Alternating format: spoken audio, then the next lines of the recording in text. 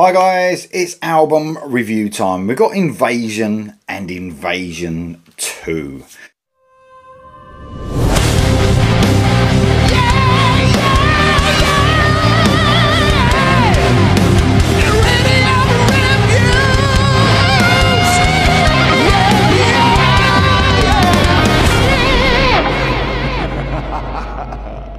So this album came out on August the 21st. It's the second album from this Norwegian hard rock band.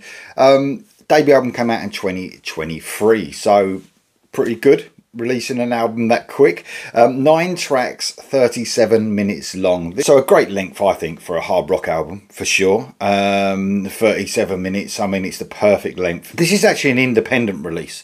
Now, whether that's a choice of the band itself, I would have thought it would be, because I think there's probably a few labels that are willing to, you know, snap this band up for sure. There was 4 pre-release singles already, so there was a big build-up for this album, with one of them being released a long time ago. So although, you know, the album, their debut came out only last year, it seems like I've been waiting forever for this album to come out because of the length of time, you know, it's been since the first song was released. Now the first album, the debut album, it just literally came out of nowhere for me. I've mentioned this a couple of times before, and it was just there all of a sudden. Didn't even hear any singles, and then heard the debut album in its entirety once it was released, and I was like, man, where did this come from?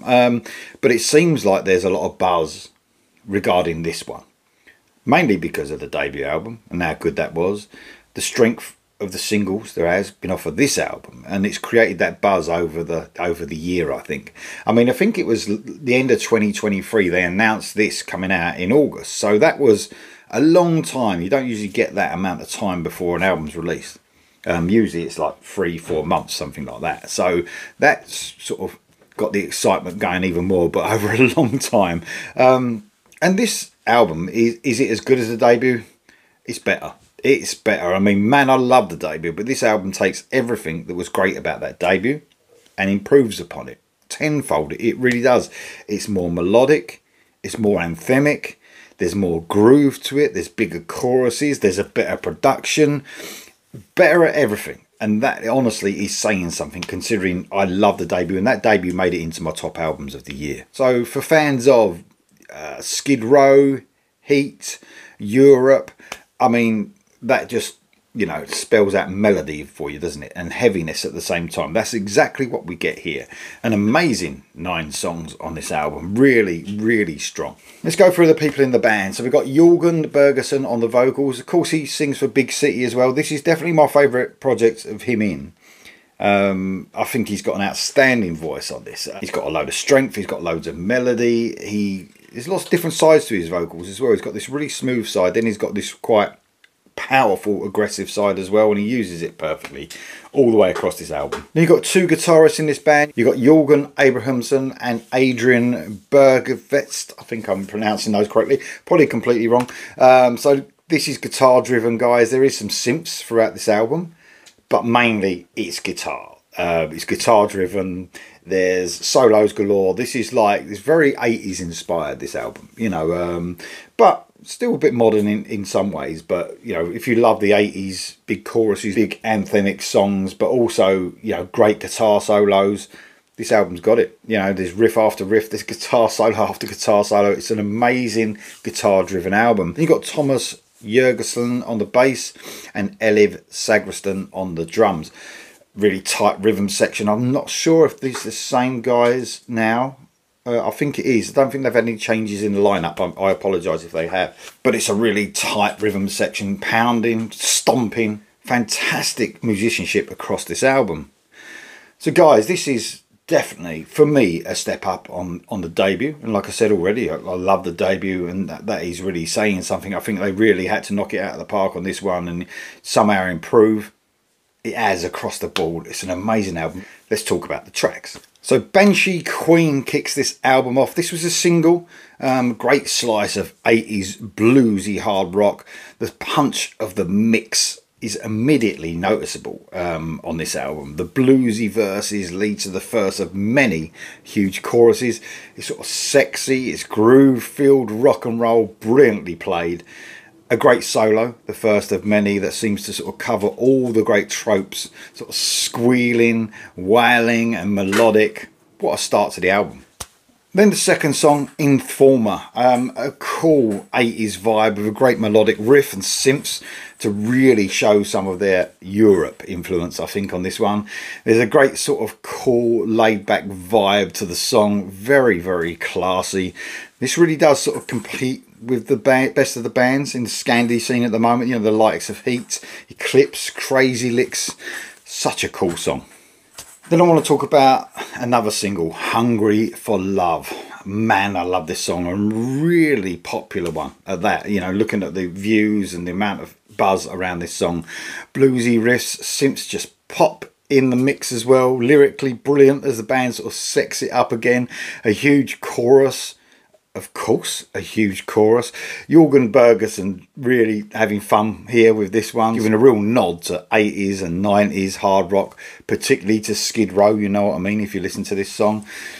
It's sleazy, melodic, and fucking brilliant. Take It Away is the next song I want to talk about. It's an explosive track, and there's really no let up on this album. Attitude-filled rock and roll of the highest order. It really is. Guitar heavy, so much groove, such an anthemic song, man. And proof that any of the tracks, I suppose, across this album, you know, could have been singles, can be released as singles in the future. Amazing. Take It Too Far is the next track I want to talk about. Perhaps it's definitely one of my favourite tracks. Perhaps could be my favourite track. Probably the heaviest song, as the sort of verses chug with real menace. Of course, the chorus is massive. Need I say more? As it sort of becomes more of a melodic rock song at that point. And that makes the return of the verses even more heavier. So it goes into this really melodic chorus and then back into the verses and makes it even heavier. Another album highlight. Hold On is the next track I want to talk about. This is the ballad of the album, and a proper ballad as well. The album sort of pauses for the ballad of the album, and what a ballad it is, man. It's as if it was 1986. It really is. This would be on MTV every half an hour in 1986. It really would be. It's so classic sounding, hitting all the right notes at exactly the right time. Great songwriting. It's lighter in the air stuff, guys. On the Edge is the next track I want to talk about. This is the new single, was released on release day, along with Take It Too Far, the heaviest track on the album, and the fastest track as well. The band don't forget melody, of course. Doesn't matter how fast or heavy they get. The chorus sort of introduces synths to the heaviness to sort of really have it a catchy vibe. Very cool. Grasp of the Wretches is the next track. It's track 8, another favourite of mine, and well, they're all my favourites really. I mean, this is such a solid album. It really is. A cool riff and a great twin lead melody kicks this one off.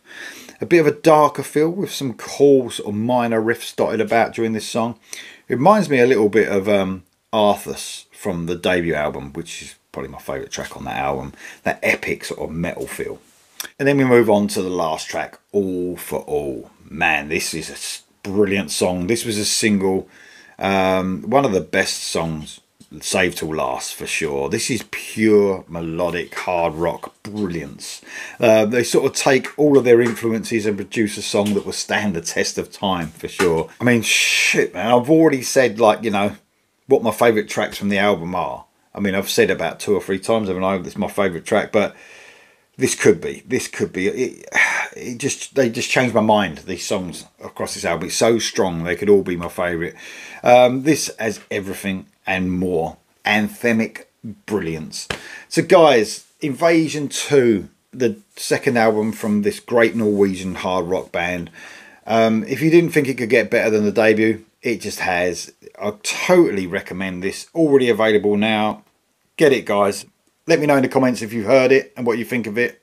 I'll see you soon.